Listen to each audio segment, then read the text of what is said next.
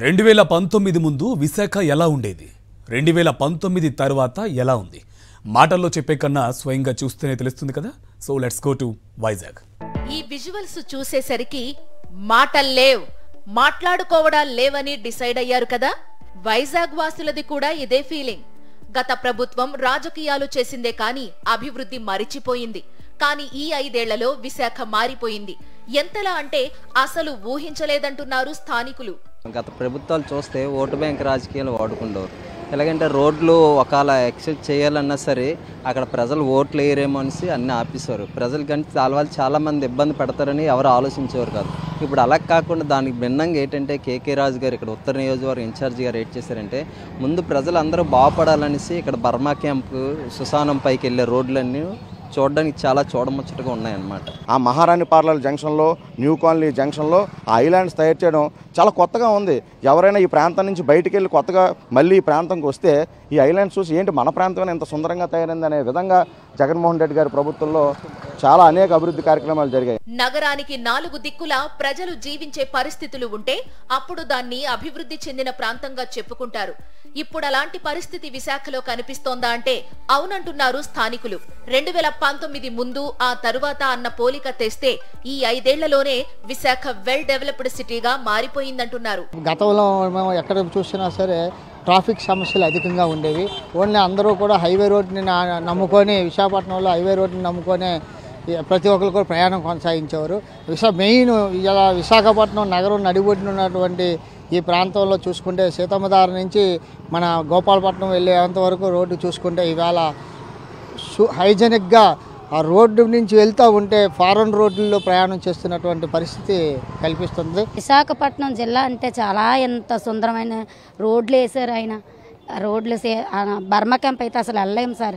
అలాంటిది ఎంత బాగుందో. రోడ్డుకి వెళ్ళాలంటే ఈ కైలాసపురం రోడ్లు అయితే ఎంత ఇదిగా ఉండేదండి. కొండ ప్రాంతంలో కూడా రోడ్లు అనకూడదు.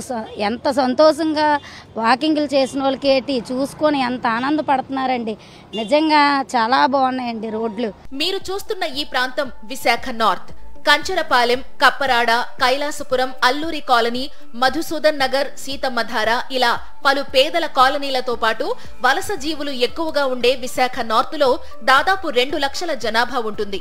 గత పాలకులు పట్టించుకోకపోవడంతో కొన్నేళ్లుగా ఎలాంటి అభివృద్ధి లేకుండా మూలన పడిపోయింది. చివరకు చిన్న రోగం వచ్చినా ఇక్కడి ప్రజలు కేజీహెచ్కి వెళ్లాల్సిన పరిస్థితి ఉండేది. కానీ ఇప్పుడు ఆ అవసరం లేకుండా నార్త్ లో అర్బన్ హెల్త్ క్లినిక్ సెంటర్లు వచ్చేశాయి. మాకు ఆరోగ్యపరంగా ఈ నియోజకవర్గంలో జగన్మోహన్ రెడ్డి గారు వచ్చిన తర్వాత సుమారుగా 7 పబ్లిక్ హెల్త్ సెంటర్స్ ఓపెన్ చేశారు. ఈ హెల్త్ సెంటర్స్ ఓపెన్ చేయక ముందు మా ప్రాంతవాసులంతా కూడా దూర ప్రాంతమైన కేజెస్కి వెళ్లాల్సి వచ్చేది. ఏదైనా అనారోగ్య సమస్య అయితే కేజెస్కి వెళ్ళాలి, లేదంటే స్థానికంగా ఉండే ఒక ఆర్ఎంపీ డాక్టర్ దగ్గరికి వెళ్తే కనీసం 500 నుంచి 1000 రూపాయలు అతని తాలూకు ఫీజు, తర్వాత మెడిసిన్స్, తర్వాత ఈ ఎక్స్రేలన్నీ టెస్టులన్నీ బోల్డ్ డబ్బులు అయిపోయేవి. కానీ ఈరోజు ఉత్తర నియోజకవర్గంలో ఏదైనా ఒక పేదవాడికి కానీ మధ్యతరగతి వాడికి కానీ ఏదైనా సమస్య వస్తే, ఏదైనా ఆరోగ్య సమస్య వస్తే పక్కనే అతను ఉంటున్న ఇంటికి నుంచి 1 కిలోమీటర్ దూరంలో ఒక పబ్లిక్ హెల్త్ సెంటర్లు కట్టి అందరికీ కూడా ఆరోగ్యాన్ని బాగుపడేలాగా జగన్మోహన్ రెడ్డి గారు తీసుకెళ్లారు. ఒకప్పుడు రోడ్లు సరిగ్గా లేక ఉన్న కొద్దిపాటి ఇరుకు రోడ్ల మీదనే వెళ్లాల్సిన పరిస్థితి ఉండేది. దీంతో చాలా మంది హైవేని ఆశ్రయించి రోడ్డు ప్రమాదాలకు గురయ్యేవారు. ఇప్పుడు విశాఖ ఉత్తర నియోజకవర్గంలో ఎటు చూసినా కనెక్టివిటీ రోడ్లు ఉండడంతో స్థానికులకే కాదు వాహనదారులకు కూడా కష్టాలు తీరాయి.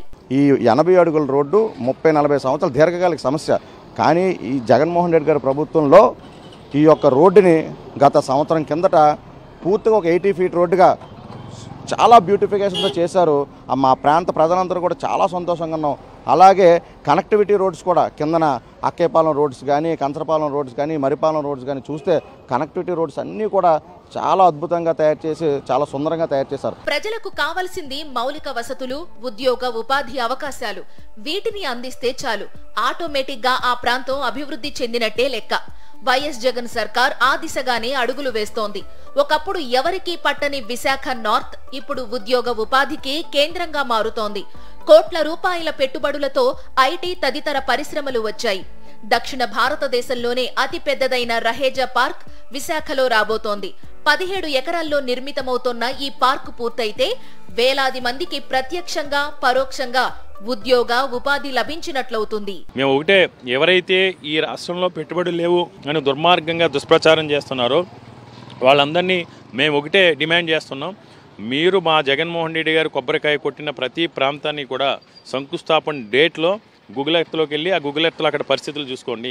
ఈరోజు ఆయన కొబ్బరికాయ కొట్టిన తర్వాత ఈరోజు గూగుల్ ఎర్త్లో అక్కడ భౌగోళిక పరిస్థితులు చూడండి, గ్రాస్పిక్ చేంజ్ కనబడతా ఉంది. గత ఎన్నికల్లో వైఎస్ఆర్సీపీ ఇక్కడ ఓడిపోయినా కానీ నార్త్ నియోజకవర్గ అభివృద్ధిని మాత్రం వీడలేదు. రాజకీయాలకు అతీతంగా సీఎం జగన్ దిశానిర్దేశంతో విశాఖ నార్త్ ఏరియాని విశాఖకు హార్ట్ ఆఫ్ ది సిటీగా మార్చారు కేకే రాజు. నార్త్ లో గంట గారు గెలిచిన ఆయన ఏ రోజు కనిపించలేదు. కరోనా టైంలో కూడా ప్రజల్ని పట్టించుకోలేనటువంటి పరిస్థితి. ఇవాళ 4.5 సంవత్సరాలు జనాల్లో ఉంటూ జనాల్ని కాపాడుకుంటూ ఇవాళ నార్త్ నియోజకవర్గంలో ప్రతి ఒక్కరికి అండగా దండగా నిల్చున్నారు అని అంటే కేకే రాజు గారు ఉన్నారు. మీరు చూడొచ్చు డెవలప్మెంట్ ఎలా ఉంది అని. 100% అభివృద్ధి జరిగింది ఉత్తర నియోజకవర్గం. ఎవరు చెప్పండి అభివృద్ధి జరగలేదంటే ఇద్దరు జరగలేదు. ఎవరికి జరగలేదు? టీడీపీ కార్యకర్త, జనసేన కార్యకర్త తప్ప ప్రజలందరికీ అభివృద్ధి జరిగింది. ప్రతి ఒక్క సంక్షేమ పథకాలు కూడా అందుతున్నాయి. ఇంకా అంతకన్నా ఇంకేం కావాలి చెప్పండి. చంద్రబాబు హయాంలో అన్ని తాత్కాలికమే, కానీ వైఎస్ జగన్ పాలనలో శాశ్వత అభివృద్ధి కనిపిస్తుందనడానికి విశాఖ ఓ సాక్ష్యంగా నిలుస్తుందంటున్నారు నగరవాసులు.